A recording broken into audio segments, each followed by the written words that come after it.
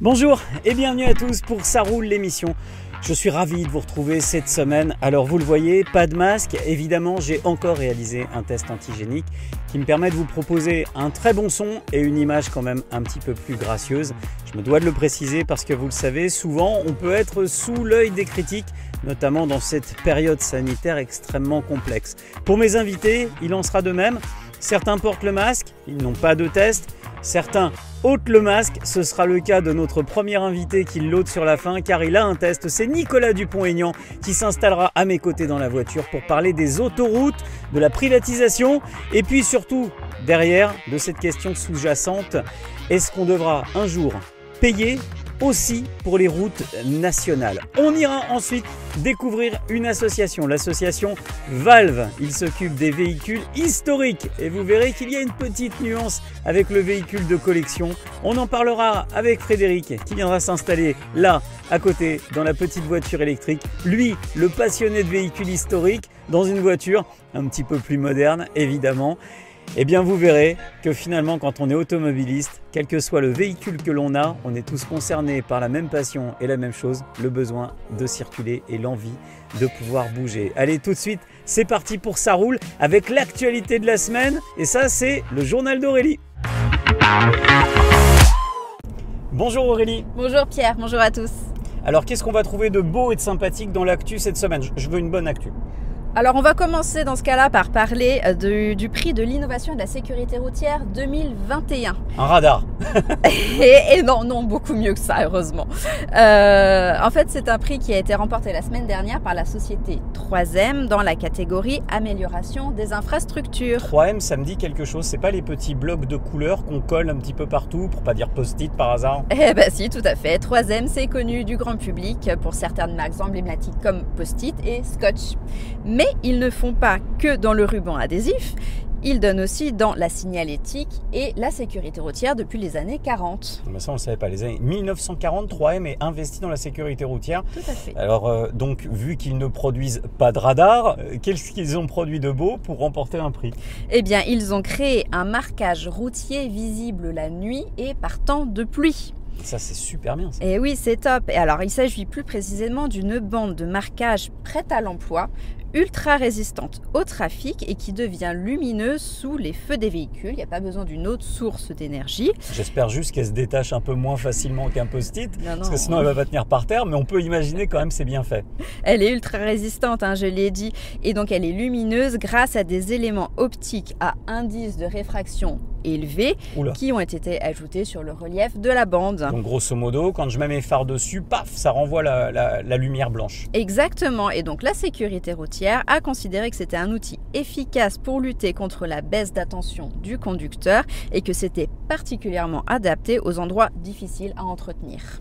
Ça me paraît super. C'est vraiment une très bonne idée et j'espère que ça sera utilisé en termes de sécurité routière parce que c'est vrai que nos marquages au sol aujourd'hui, ils sont quand même en difficulté dans pas mal de villes et sur pas mal de routes. Oui, alors ce sera très utile à l'avenir. Pour l'instant, la technologie n'équipe que quelques dizaines de kilomètres de routes de France, mais 3M assure que de nombreux linéaires sont en projet, notamment en Île-de-France et donc dans le Val d'Oise pour 2021. Bon, ça c'est une super nouvelle. Allez, deuxième actu. Faut faire aussi bon, il y a du soleil, moi je veux une deuxième belle actu.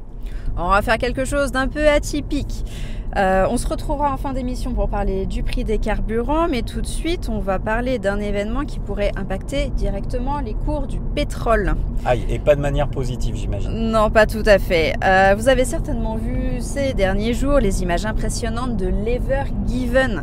Vous savez, ce porte-conteneur panaméen long de 400 mètres et qui pèse plus de 220 000 tonnes qui s'est échoué la semaine dernière en travers du canal de Suez.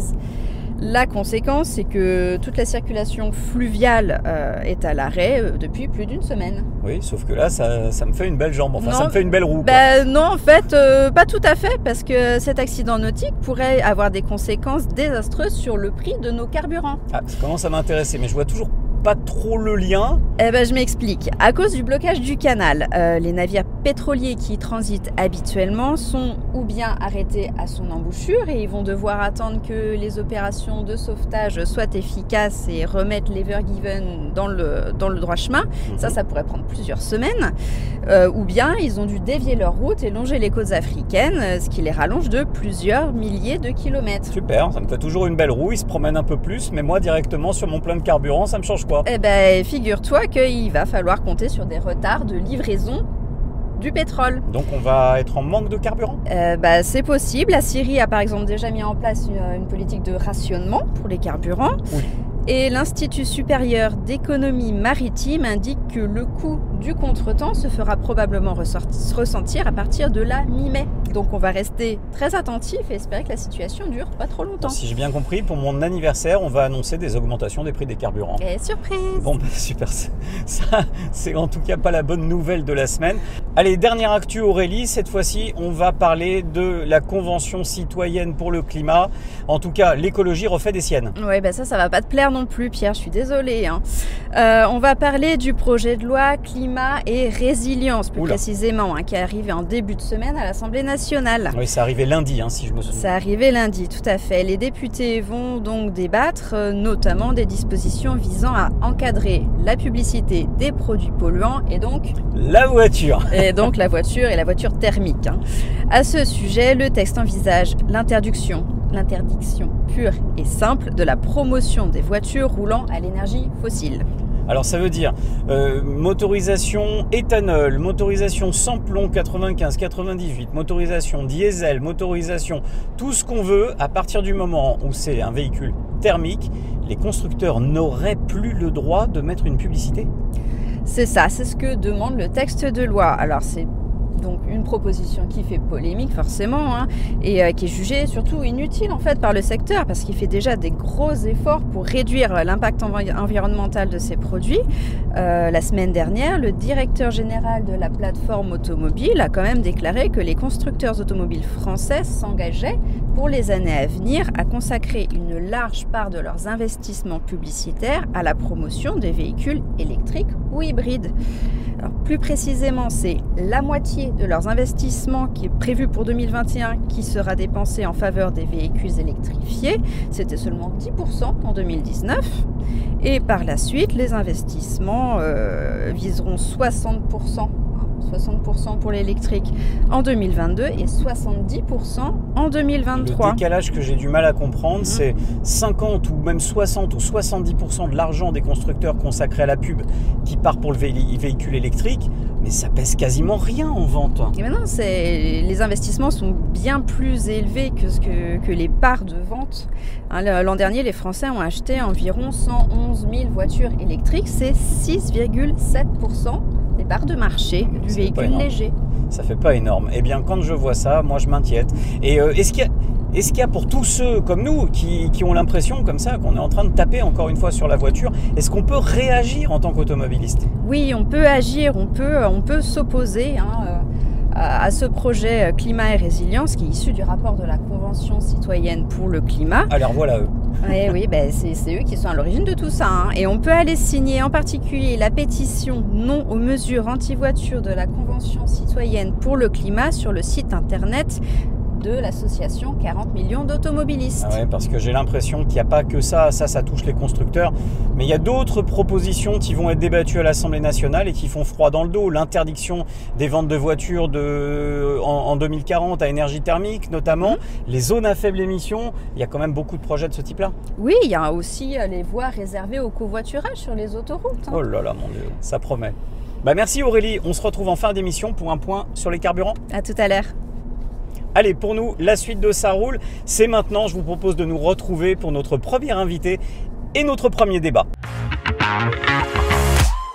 Et pour parler des autoroutes, on reçoit notre invité Nicolas Dupont-Aignan. Bonjour Nicolas. Bonjour Pierre. Je suis vraiment ravi de vous avoir en voiture parce que vous êtes le vrai défenseur de l'automobiliste et c'est un petit peu cette image que vous cherchez un petit peu d'ailleurs. Vous avez toujours voulu défendre l'automobiliste sur tous les sujets.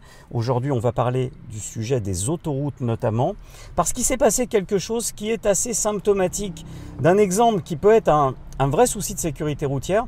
On a en France la RCEA, cette grande route diagonale qui traverse la France, très meurtrière. on y a fait des travaux et on a mis en place des péages sans barrière. C'est-à-dire que les travaux de sécurisation de la route qui ont eu lieu se sont faits en contrepartie d'une concession autoroutière à la société AP2R. Et derrière, eh bien, les Français vont devoir payer. Quel regard vous portez sur cette sécurisation des routes d'un côté, mais qui se fait finalement au détriment du pouvoir d'achat? Oh bah c'est très simple, bonjour à tous, c'est un piège. C'est le début d'un nouvel engrenage, puisque vous savez qu'un décret permet maintenant de mettre des péages sur des routes nationales qui sont contiguës à des autoroutes, c'est-à-dire qui prolongent des autoroutes ou qui les précèdent.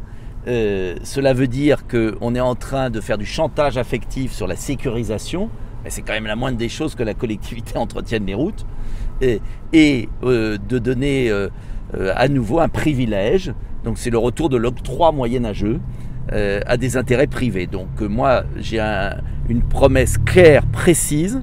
Je me battrai, et ça sera l'un des clés de mon programme présidentiel, pour la réappropriation des autoroutes et la suppression des péages dans les 5 ans de mandat. C'est-à-dire, moi je peux garantir qu'en 2027, si je suis élu, il n'y aura plus de péage en France.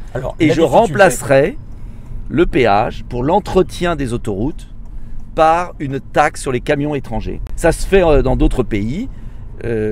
Ça permettra de financer l'entretien des autoroutes françaises qui deviendront gratuites. Alors on en parle de plus en plus et ça fait peur parce que ce qui s'est passé sur cette RCEA, effectivement, basculer la RCEA en autoroute est une très bonne chose. Ça va garantir de la sécurité pour les usagers qui peuvent se payer ces 80 km à 5 €. C'est extrêmement cher. Et pensez aux gens qui quotidiennement l'empruntent. Parce que ce qu'on oublie aujourd'hui, on nous parle de sécurité, mais c'est qu'aujourd'hui, il y a des millions de Français qui ne prennent plus l'autoroute parce qu'ils ne peuvent pas le payer. C'est même pas parce que c'est trop cher. Ils ne peuvent pas le payer. Est-ce qu'il y a un risque ? C'est insupportable. C'est insupportable ce qui se passe. C'est du racket. Le taux de profit des sociétés autoroutières est de 20 à 24%. C'est un beau placement. Mais c'est inacceptable. C'est la privatisation d'un monopole public. Est-ce qu'il n'y a pas ce risque? Parce que derrière, on peut se poser la question, qu'est-ce qui s'est passé sur la RCEA? On a pris une route et puis on l'a transformée finalement en autoroute payante. Est-ce qu'il n'y a pas ce risque sous-jacent qu'à chaque investissement routier, l'État cherche derrière, peut-être en finalité, à rendre les routes tout simplement payantes? Mais il y a un décret qui est passé, ils ont donné les autoroutes. Je vous rappelle qu'en 2031 ou 2032, on peut les récupérer. Moi, je veux le faire dès 2022. Et c'est possible. On va racheter et le coût du rachat, ce sera les bénéfices pendant 5 ans. C'est-à-dire que je ne peux pas promettre que d'un coup de baguette magique, tout deviendra gratuit. Mais en 5 ans, on rendra gratuit les autoroutes avec 5 ans d'avance sur l'échéance de 2032. Mais vous voyez bien qu'ils veulent nous remettre dans un engrenage parce qu'ils savent qu'en 2031-2032, ce sera la fin des concessions. Et donc, vous allez voir qu'ils vont échanger la réflexion des routes nationales avec les sociétés autoroutières pour qu'on prolonge. Et ils diront, voyez, ça nous permet d'avoir de belles routes. Oui, mais ça coûte 2 fois plus cher aux Français. Et sauf que là, vous avez du grain à moudre, puisque un rapport sénatorial a démontré que l'entretien des autoroutes, celle qui était nationale, c'était pas génial, mais celle qui était concédée aux sociétés d'autoroutes, il y avait aussi quelques manquements. Donc c'est peut-être aussi un petit peu de grain à moudre dans votre argumentaire. Mais il y a un autre argument, pardonnez-moi, mais personne n'en parle. En Bretagne, il y a des 2 fois 2 voies partout qui sont gratuites. Oui, ça fait du bien. Mais non, mais personne n'en parle très jamais. Bien entretenues. Non, mais on pourrait les entretenir bien avec ma taxe sur les camions étrangers. Mais ça marche très bien. Donc quand on me dit, parce que j'entends ce qu'on me dit, oui, Dupont-Aignan fait de la démagogie, c'est impossible, on n'y arrivera jamais. Mais enfin, en Bretagne, c'est possible. Et pourquoi en Bretagne ça marche et pas dans le reste de la France? Donc quand on vous dit c'est impossible, c'est faux. Vous savez où je me pose une question? Surtout que les autoroutes sont amorties. Moi, Nicolas Dupont-Aignan, je me pose une question quand je regarde. On me dit toujours, oui, mais on n'a pas les moyens. Mais pourtant, l'État français a réussi à trouver les moyens d'investir, et ça coûte beaucoup plus cher, pour créer le réseau autoroutier. Donc si on a été en capacité d'investir pour créer, on a du mal à entendre qu'on ne soit pas en capacité d'investir pour entretenir. Non mais et puis, attendez, on a imaginé des péages pour construire des autoroutes. Mais une fois qu'elles sont remboursées, vous achetez un appartement, vous payez des intérêts d'emprunt, et puis au bout de 15, 20 ans, 25 ans, vous l'avez fini de le rembourser, vous ne payez pas. Là, c'est un remboursement perpétuel pour des intérêts privés. C'est complètement ahurissant ce qui se passe. Moi, j'ai jamais été dogmatique. On peut très bien imaginer, à la rigueur, qu'il y ait une nouvelle autoroute et pourquoi pas qu'il y ait une redistribution publique pour la financer. Encore une fois, ma taxe sur les camions étrangers va rapporter des milliards parce qu'il y en a beaucoup et ils sont obligés de traverser la France. Pour aller de l'Allemagne à l'Espagne, on passe par la France. Donc, on va faire payer ceux qui utilisent nos infrastructures sans contribuer au budget de la nation. Finalement, vous proposez un retour de l'écotaxe. Non, pas de l'écotaxe, une vignette appliquée annuelle aux camions étrangers. Point. Parce que les poids lourds étrangers sont en nombre considérable et abîment nos routes. Et il n'y a pas de raison que des gens qui ne payent pas d'impôts en France utilisent des infrastructures françaises. Mais c'est en Allemagne ou en Suisse que ça existe, donc il n'y a rien d'extraordinaire. Allez, ça amène aussi à une autre question. Elle dépasse un peu ce sujet des autoroutes et de la sécurité. Mais on a bien compris votre programme sur les autoroutes. Il est très clair et on ne peut pas être opposé quand on est mais je serais le seul à le proposer. Et puis les carburants. Les carburants, on retrouve un contexte d'avant-crise Covid. Les prix sont remontés un petit peu plus haut même qu'avant le Covid. On a de plus en plus d'automobilistes qui commencent à s'interroger. À l'association 40 millions d'automobilistes, on sent le vent des carburants remonter doucement. Est-ce que vous pensez qu'il est envisageable d'imaginer un mécanisme fiscal qui permettrait au moins de ne pas retrouver ces prix à 1,80 €, 1,90 € le litre? Alors moi je ne veux pas faire de fausses promesses là-dessus parce que je suis un candidat sérieux. Toute ma promesse, ça sera la fin des péages. Donc là-dessus, ça sera déjà une sacrée économie pour les automobilistes. C'est une réalité. Proposer sur les carburants, il faut un lissage.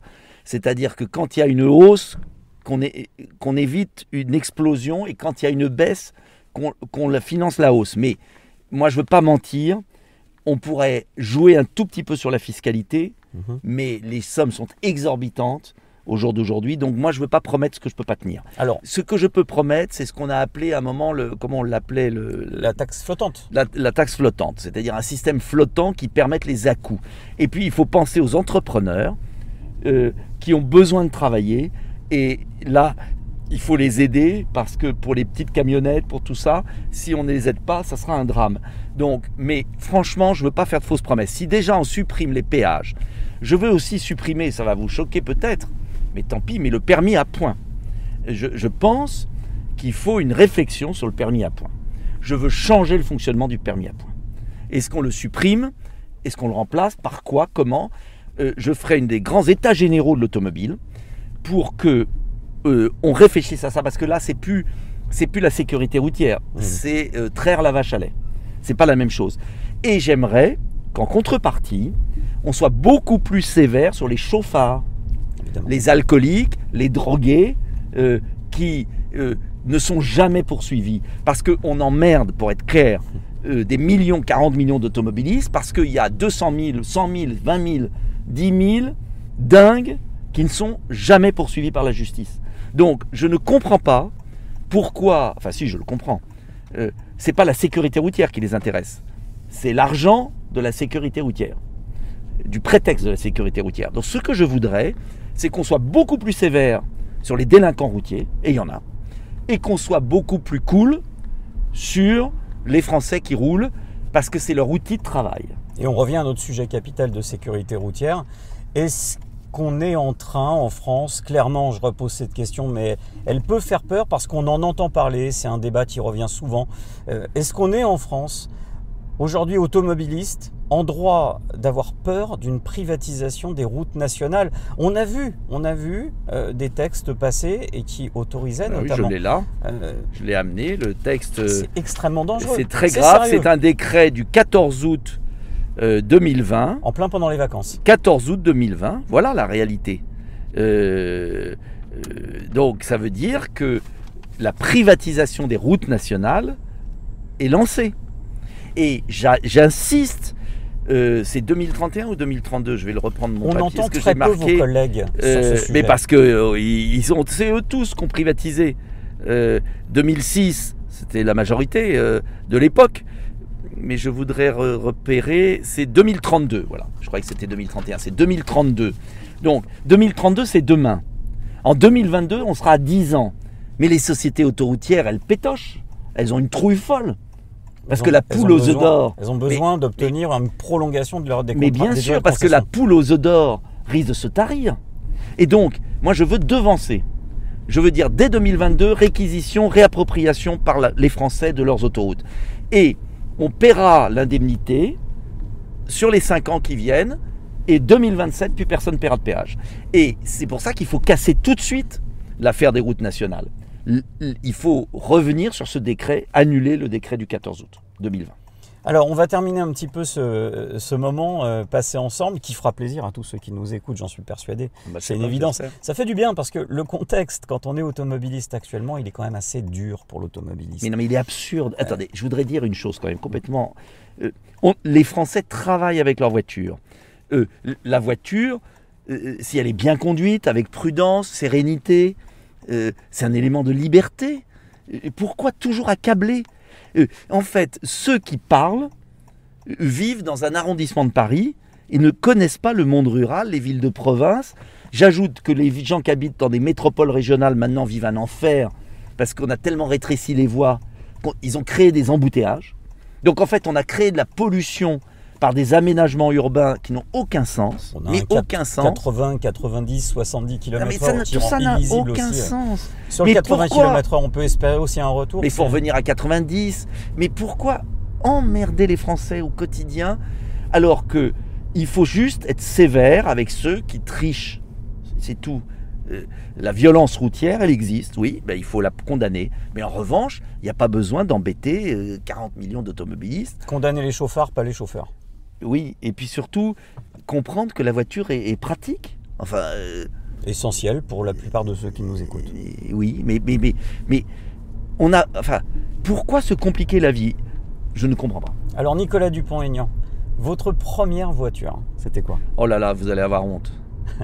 J'ai honte. Moi, c'était une Fiat Panda qui était dans un état assez désastreux. Moi, ma première voiture, ça a été une Fiat 500 de ma mère qui avait 15 ans et qu'elle m'a lâché, que je lui ai acheté parce qu'on rigolait pas. Bon, je ne l'ai pas acheté cher. Elle était horrible. Elle était jaune d'œuf dégueulasse. C'était la honte, mais j'étais tellement content d'avoir une voiture. J'ai eu mon permis à 18 ans et 2 jours. Parce que pour moi, je vous assure, c'était la liberté. C'était génial. Et donc une petite Fiat 500. Et après, la deuxième voiture, alors j'ai commencé ma campagne électorale comme ça hier, c'était une R18. C'était moche la R18. Bon, désolé pour ceux qui en ont une, mais c'était une R18 que ma tante et mon oncle m'avaient vendue. Et j'ai fait toute ma campagne hier à R18 et ça ressemblait un peu à Colombo. C'était un peu comme Colombo avec sa Peugeot. J'adore Colombo, alors ça me détend chaque samedi soir. Et donc c'était ma vieille R18, mais qui marchait très bien. Voilà, donc j'ai toujours eu des voitures françaises parce que je suis patriote. Parfois j'ai regretté, parfois j'étais content. Mais je dirais pas lesquelles. Mais je suis pas... comment dire, moi je suis pas esclave de la voiture. La voiture c'est une utilité. Et alors aujourd'hui Nicolas Dupont-Aignan, il roule dans quoi comme voiture? Alors j'ai une voiture, ça va vous faire rire, j'ai une 308 et qui était mon rêve de jeunesse, que j'ai acheté d'occasion, 7500 €. J'en suis ravi, elle marche du tonnerre et c'est une 308 cabriolet. Alors on s'est moqué de moi dans un journal parce que j'avais ça, mais c'était mon rêve de jeunesse parce que je vais vous dire, vous ouvrez et hop, vous avez la nature, vous sentez l'air, c'est fabuleux. Alors ça m'amène. Et je l'ai pas payé cher, elle était d'occasion, très beau modèle. Et voilà, c'est ma voiture. Le problème, c'est que ma femme n'aime pas quand c'est ouvert. Donc voilà, mais à part ça, moi, ça m'amuse. Moi, j'aime bien les toits ouvrants. C'est génial. Et alors, un joli souvenir en voiture, parce qu'on a tous des jolis souvenirs de route, des jolis souvenirs de vacances, des jolis souvenirs en voiture. Est-ce que vous avez un joli souvenir en voiture? Joli souvenir en voiture. Attendez, je réfléchis. Si, la route Napoléon. La vraie route Napoléon avant qu'il y ait l'autoroute. Quand vous passez, j'étais en stage à Albertville en Savoie et j'avais rejoint ma femme à l'époque, on n'était pas mariés, qui était dans le Midi. Et j'avais traversé la route Napoléon, les Alpes, et je trouve que c'était fabuleux de voir tous ces paysages et vous passez des Alpes et puis vous descendez, plus vous descendez, les arbres changent, les toitures changent, l'air change. Cette route est magnifique. Et la France est magnifique de la traverser en voiture. Voilà, donc c'était beau. Voilà, c'est un bon souvenir. Allez, on n'oubliera pas sur ces mots que les Français utilisent leur voiture à 87% pour partir en vacances et que c'est aussi ça, Oui. c'est des loisirs et des bons moments. Oui, et encore une fois, pourquoi diaboliser? Pourquoi tout diaboliser? Ça renvoie à autre chose, c'est-à-dire, je vais enlever mon masque, parce que j'en ai ras-le-bol. Pourquoi tout diaboliser, tout culpabiliser? Enfin, la vie est suffisamment compliquée pour pas emmerder les Français en permanence sur tout. Et ce qui va pas dans notre pays aujourd'hui, c'est qu'on nous culpabilise de tout. Et je pense qu'à un moment, il faut dire à nos compatriotes, réveillez-vous, quoi. Arrêtez, arrêtez de vous culpabiliser de tout. Eh bien, c'est pas de votre faute. Nicolas Dupont-Aignan, merci d'avoir été avec nous et d'avoir partagé ce moment. Je vous dépose à l'Assemblée nationale. Alors ça, c'est une voiture électrique. Ouais. Mais alors, la voiture électrique, il faudrait peut-être qu'il y ait des bornes entre nous. Et il faudra peut-être aussi s'interroger quand même. Il faudrait peut-être un équilibre. Voilà. Parce que j'ai l'impression qu'il y a une espèce de mode qui va nous coûter très cher. Et avant de passer la voiture électrique complète, je pense qu'il faudrait peut-être s'assurer qu'elle puisse servir à tout le monde. Oui, parce que pour l'instant, c'est pas le cas en tout cas. C'est pas encore le cas partout. Il y a des objectivement avantages, il y a d'énormes avantages, mais il y a aussi des contraintes. Et là aussi, essayons de diversifier. De ne pas mettre tous les œufs dans le même panier. Oui. Merci Nicolas d'avoir été avec nous. À bientôt. À bientôt. Allez, on se retrouve pour la suite de Ça roule. Et on se retrouve dans notre Juridicoto cette semaine pour une question qui vous touche tous, j'en suis persuadé. Le refus de priorité à un piéton. Il s'est passé des nouvelles choses dans la législation. Bonjour Jean-Baptiste Oscar. Bonjour Pierre, bonjour tout le monde. Donc vous êtes avocat de droit routier, on vous présente plus dans Ça roule l'émission, mais on vous présente quand même. C'est ça qui est intéressant. Ce refus de priorité sur les piétons, ça a changé depuis peu. La législation a changé. Ah oui, la législation a changé, c'est maintenant une infraction particulièrement lourde, 135 €, 90 € minorés, 375 €. Éventuellement, si vous la contestez, vous risquez jusqu'à 3 ans de suspension du permis de conduire devant le tribunal de police. Mais c'est surtout 6 points. 6 points sur le permis de conduire si l'infraction est constatée par un policier et qu'on vous envoie la contravention et vous ne la contestez pas. Mais comment on peut apprécier le refus de priorité au piéton? Parce que dans les faits, on est tous d'accord pour dire qu'évidemment, le piéton, il faut le laisser passer. S'il est engagé, on va quand même pas lui rouler dessus. Mais il y a des faits, regardez, on est en ville, un piéton s'engage, le feu est vert. Je ne l'ai pas vu parce que j'ai les yeux focalisés ailleurs. Ça peut arriver. Est-ce que dans ces cas-là, on peut me mettre une contravention et donc me faire perdre 6 points? C'est colossal. Alors, ce qui est intéressant, ce que vous venez de dire, Pierre, c'est le piéton engagé. La difficulté, c'est que l'officier de police ou le policier qui va être au bord de la route et qui va constater cette infraction va devoir juger si le piéton est engagé ou pas. Engager un piéton sur un passage flouté, c'est quoi? C'est subjectif. C'est complètement subjectif. C'est un pas, 2 pas, éventuellement il attend devant le passage flouté, il n'est pas encore engagé, voilà. La difficulté, c'est que de plus en plus, vous avez le tribunal de police, à travers la chambre criminelle de la Cour de cassation, qui décide que les tribunaux de police doivent pouvoir juger non seulement de la régularité du procès verbal, mais du fait objectif du procès verbal. Si la personne était vraiment engagée, le juge doit pouvoir, à travers le procès verbal, décider si l'infraction est vraiment constituée ou pas, où était le piéton à cet endroit-là ou pas. Il se trouve que c'est compliqué. Non seulement c'est compliqué, mais il n'y a pas la place sur le procès verbal. Il n'y a pas la place. Qu'est-ce que c'est un piéton engagé? C'est une jambe, un pas devant, éventuellement il est arrêté, est-ce qu'il est engagé pour autant? Voilà, ça va pas être possible. Est-ce que ça veut dire qu'on a pris une mesure de sécurité routière qui était une mesure fantoche, une mesure pour faire parler, pour faire prendre conscience aux usagers, et que derrière il n'y aura pas de verbalisation, parce qu'on a du mal à imaginer qu'on puisse verbaliser dans ces conditions? Pas que pour faire parler, malheureusement, vous avez énormément de contraventions de cet acabit-là qui tombent tous les jours. Et vous avez énormément de permis de conduire annulés à cause de cette contravention. Contravention qui est quand même très, très, très sujette à discussion. Ouais. Vous avez énormément de personnes qui vous disent « j'ai perdu 6 points, j'ai vu la personne, elle était attentive au passage flouté, mais elle s'était arrêtée, elle n'a jamais voulu traverser à ce moment-là, je suis passé et pour autant, il y a un policier qui a jugé que... » Et n'oublions pas, je suis jeune conducteur, j'ai 6 points sur mon permis de conduire, j'ai pas l'habitude de conduire. Et paf le chien, on perd son permis de conduire en une seule contravention, vous vous rendez compte? Et peut-être sans avoir vraiment mis en danger qui que ce soit, parce qu'on est toujours sur un critère extrêmement subjectif. C'est-à-dire que dans les faits, on se dit, bah évidemment, le chauffard qui veut rouler sur le piéton, faut le verbaliser. Ah bah, bien sûr. Sauf que dans les faits, c'est pas comme ça que ça fonctionne. Oui, mais le chauffard qui veut rouler sur le piéton, il y a d'autres infractions pour le verbaliser. Ou éventuellement le renvoyer devant le tribunal correctionnel. Là, il s'agit d'une infraction quand même qui est particulièrement lourde, qui est sujette à caution, sujette à discussion, sujette vraiment à plaidoirie au tribunal. Et puis, je vous le dis, la chambre criminelle de la Cour de cassation de plus en plus veut absolument que le juge qui a qui a connaissance de l'infraction après la contestation soit en mesure de juger de la régularité de l'infraction, aussi bien en termes de droit que de fait. Bon, alors évidemment, ma dernière question, vous la voyez venir, Jean-Baptiste Yosca. Bah oui, vous pourriez même la poser. Est-ce qu'on peut contester l'infraction? Alors, non seulement on peut, mais on doit. On peut, bien évidemment, vous avez le formulaire de requête en exonération, et puis vous vous retrouvez devant le tribunal, et là, à ce moment-là, vous plaidez l'ensemble des éléments que je vous ai donnés.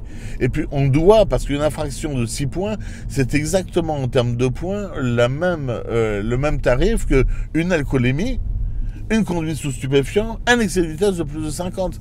C'est une infraction qui est très très lourde, les infractions les plus lourdement sanctionnées par les retraits de points du code de la route. Et évidemment, on le rappelle une nouvelle fois, l'idée n'est pas du tout de vous expliquer qu'on dédouane celui qui veut rouler sur les piétons, on explique simplement que quelquefois c'est extrêmement subjectif et que dans ces cas-là, eh bien, on peut très bien penser qu'un piéton va s'engager alors qu'il ne le fait pas, et tout est soumis finalement au seul regard de l'agent verbalisateur. Oui, et puis les clients vous le disent, ils vous disent, j'étais de bonne foi, je me souviens parfaitement de ce jour-là, le piéton était arrêté, à aucun moment il a montré un signe de vouloir traverser, je n'ai pas compris, je comprends pas ce qui se passe, je me retrouve avec un permis de conduire annulé, qu'est-ce qu'il faut faire? Eh bien, merci Jean-Baptiste Yosca d'avoir été avec nous pour merci ce Juridique Auto cette semaine. On vous retrouve très vite pour un nouveau petit conseil juridique sur la route. À très vite, Pierre. Et on se retrouve en voiture dans notre petite électrique de chez Honda, et ça c'est plutôt drôle quand on sait qui est assis juste à côté de moi. Je suis à côté de Frédéric Baugemal, et Frédéric Baugemal, eh bien il s'occupe notamment au sein de 2 associations et d'une fédération de véhicules historique. Et attention, véhicule historique, ça ne veut pas forcément dire véhicule de collection. Bonjour Frédéric. Oui, bonjour Pierre. Je suis ravi de vous avoir en voiture. Alors, je vais vous laisser vous présenter. Déjà, il y a l'association Valve. En un mot, Valve.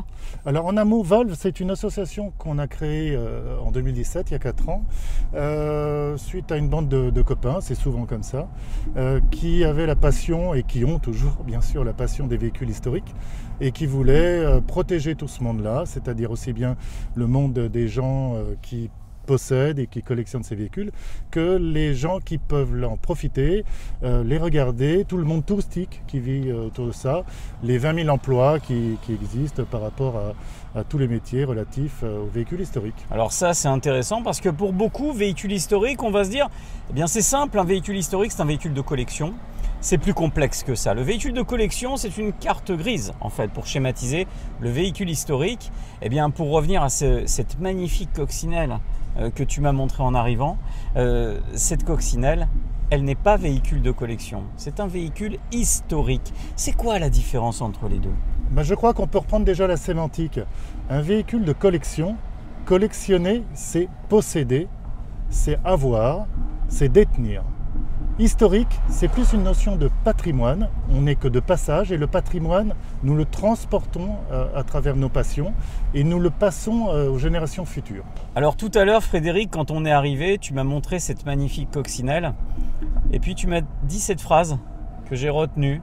Tu m'as dit, cette voiture, tu vois Pierre, eh bien bientôt elle n'a plus le droit de rouler. Bah oui, tout à fait, c'est une voiture qui date de 1952, une voiture populaire, puisque s'il y a bien un des modèles que l'on peut considérer comme populaire, c'est la coccinelle. Tout à fait.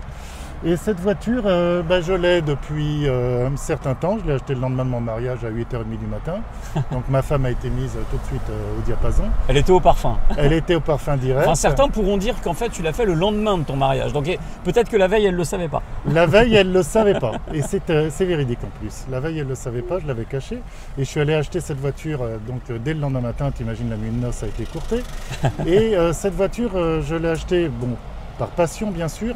Et aujourd'hui, je viens d'en finir la restauration. Je l'ai acheté en 1982 et je viens de finir la restauration là parce que la vie, le travail, etc. fait que j'ai dû restaurer d'autres véhicules ou choisi de restaurer d'autres véhicules avant. Et celle-ci, je me l'étais gardée un petit peu comme un Saint Graal. Et voilà, je viens de finir cette voiture. Elle est en carte grise normale, d'origine. C'est un titre de circulation tout à fait homologué. Donc en fait, cette voiture, elle est comme celle-ci dans laquelle on roule. C'est une voiture tout à fait normale. Alors, ce qui se passe actuellement, c'est que beaucoup de villes prennent des dispositions. On est en pleine étude du projet de loi climat et résilience. C'est très dangereux pour tous les possesseurs de voitures, que ce soit pour les automobilistes lambda, mais aussi pour les possesseurs de véhicules historiques. Parce que là, potentiellement, on peut interdire ces véhicules de circuler. Ils n'ont pas de vignette critère. Ils sont au-delà de la vignette critère 5. Donc ça veut dire qu'aujourd'hui, déjà à Paris, cette voiture n'a pas le droit de rouler. Alors voilà, on peut dire que dès à présent, cette voiture est interdite de circulation. Alors qu'elle vient de passer un contrôle technique, elle va le passer tous les 2 ans tout à fait normalement. Cette voiture répond à des critères de sécurité de pollution de l'époque. Tu imagines bien qu'une petite coccinelle comme celle-ci, c'est pas une voiture très polluante. Et qui plus est, quand tu disais tout à l'heure véhicule de collection, elle a une carte grise normale. Soit elle a plus de 30 ans, mais pour autant, c'est une voiture qui a son titre de circulation d'époque et qui peut donc normalement circuler. D'ailleurs, la question que je me pose, je ne sais pas ce que tu en penses Pierre, mais quand j'ai acheté cette voiture, personne ne m'a dit, quand j'ai vu date de première mise en circulation, mai 1952, personne ne m'a dit qu'il y avait une date de péremption ou une date de, je ne sais pas, pourquoi je n'aurais plus le droit d'utiliser. Et là, on attaque le vrai sujet, Frédéric, parce que c'est là où ça va nous gêner.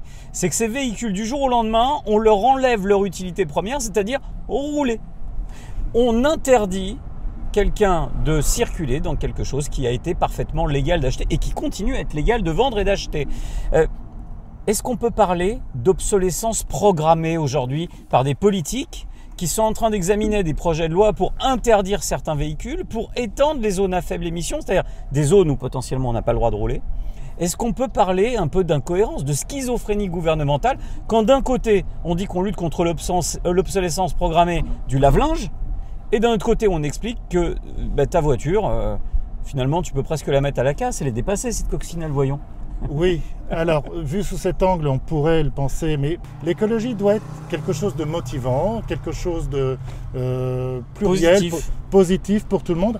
Quand elle devient punitive, on arrive à des incohérences comme on vient de parler à l'instant.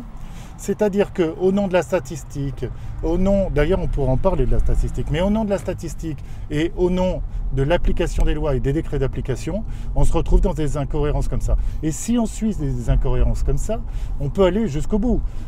Pourquoi continuer à rouler avec une coccinelle de 1952 qui pollue et qui ne rentre pas dans les ZFE? C'est une interprétation, on verra après, on pourra le démontrer que ça n'est pas tout à fait le cas.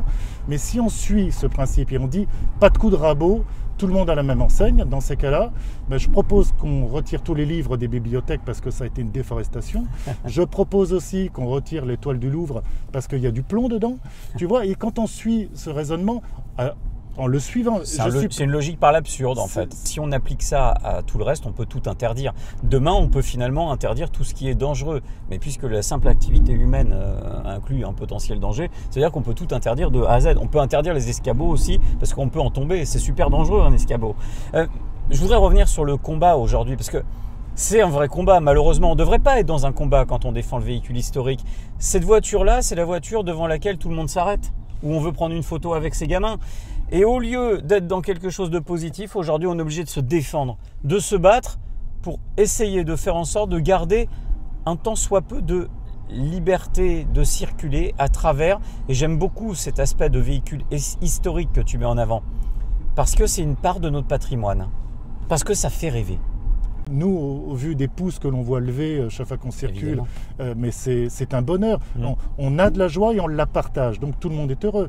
Donc voilà, je pense qu'il suffit juste de présenter les choses de façon plus optimiste, plus créative, et de montrer qu'on apporte quelque chose au niveau culturel, on apporte quelque chose au niveau du dynamisme de tout ce qui est les visites dans toutes les villes, de tout ce qui est patrimonial et de tout ce qui est... voilà. Frédéric, on a réussi à obtenir pour les véhicules de collection qui répondent à une certaine nomenclature. C'est pas tous les véhicules historiques, mais c'est une petite part. On a réussi à obtenir une petite dérogation pour l'instant, parce que rien n'est acquis. Cette petite dérogation fait qu'on pourra se servir de son véhicule de collection, moyennant un certain nombre de kilométrages, moyennant une certaine distance, et puis certains jours, certains horaires. Mais qu'est-ce que vous demandez aujourd'hui ? Est-ce que ce combat de petite victoire pour les véhicules de collection, il est suffisant ? Est-ce qu'on peut s'en satisfaire ? Alors, déjà, tout ce qui est acquis, tout ce qui est pris, il faut le prendre et c'est bien. La FFVE a fait un très beau travail. La Fédération française des véhicules d'époque. Oui, Fédération française des véhicules d'époque a fait un très beau travail pour protéger le patrimoine des véhicules. Et là, je dis de collection, puisque leur sujet, c'est le véhicule en carte grise de collection. Ouais. Et là, dans ces cas-là, ils ont fait un beau travail, mais ça ne représente qu'un quart des véhicules historiques de plus de 30 ans, puisque la nature est ainsi faite. Un quart. Le véhicule de collection ne représente qu'un quart des véhicules de plus de 30 ans aujourd'hui sur le territoire français. Absolument. Il y a actuellement 900 000 véhicules historiques de plus de 30 ans qui existent, et il y en a un quart qui sont en carte grise de collection. D'accord. Et de là, au niveau statistique, il faut faire très attention. Ça n'est pas parce qu'il existe 900 000 véhicules historiques de plus de 30 ans qu'il y a 900 000 véhicules historiques qui roulent. Il faut savoir qu'une grande partie de ces véhicules sont en cours de restauration ou pas en état de rouler. Donc déjà, on ne peut pas parler de pollution pour l'ensemble de ces véhicules.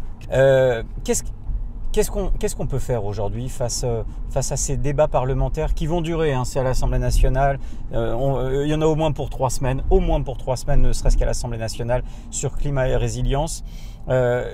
Qu'est-ce que vous aimeriez adresser comme message aujourd'hui à ceux qui nous écoutent, aux parlementaires qui sont en train de décider peut-être de l'exclusion du véhicule historique et d'une partie de notre patrimoine ? Il y a eu une commission loi climat où il y a eu 150 personnes.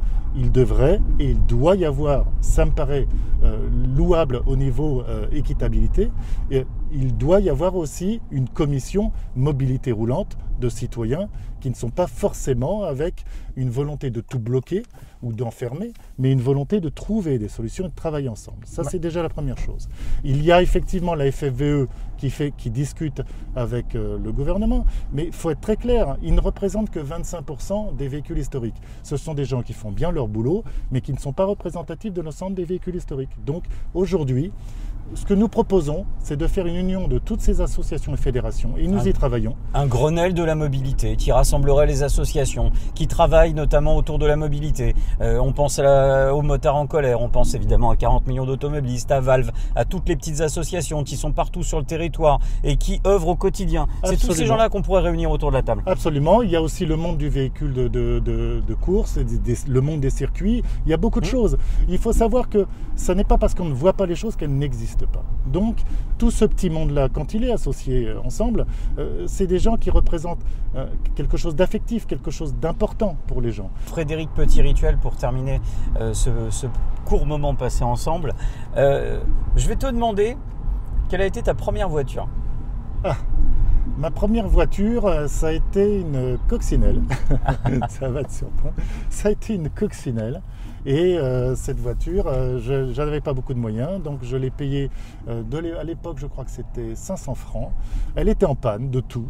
Et comme j'étais bricoleur, parce que de toute façon, je n'avais pas les moyens de faire, cette voiture, je l'ai démontée intégralement, je l'ai réparée, je l'ai restaurée et je l'ai utilisée. Donc voilà, une petite coccinelle. Pour la petite histoire, la porte droite était complètement grippée parce que c'était un vieux célibataire qui la possédait, qui n'ouvrait jamais la porte droite. Voilà, c'est pour ce genre d'histoire. Et si je te demande un joli souvenir en voiture, celui qui te vient à l'esprit ? Le plus joli souvenir, je crois que c'est le mariage avec mon épouse en 1982 dans une coccinelle cabriolet avec derrière les fils et les casseroles qui suivaient. Et l'intégralité du boulevard périphérique qui klaxonnait, qui applaudissait, c'était fabuleux. Bon, bah, au moins, on a un point commun, mais je sais qu'on en a tellement d'autres, mais en tout cas, il s'appelle Coccinelle. Elle est mignonne, cette petite onde électrique. Hein, oui, elle est géniale. Et tu vois, je vais te dire une chose, je crois qu'il ne faut pas être contre, il faut avoir l'esprit ouvert. Et la mobilité électrique dans les villes, je trouve ça vraiment très bien. Je n'ai rien contre. Donc, quelque part, il faut être pluri-réflexion, il faut être adaptatif dans le sens où je crois qu'il faut avoir une tolérance et un esprit critique sur tout ce qui existe autour de nous et non pas le contrer vulgairement.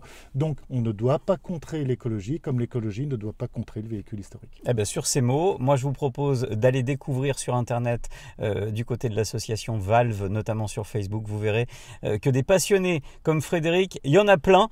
N'hésitez pas à aller liker leur page et puis à suivre évidemment votre émission, Ça roule l'émission comme chaque semaine. Allez, moi je vous laisse, mais tout de suite, la minute qui carbure. Allez Aurélie, quelles sont les tendances cette semaine ?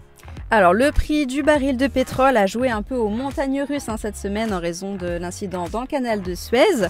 Finalement, le baril perd 1,3 $ et s'établit à 67,1 $. Donc les prix à la pompe vont baisser un peu.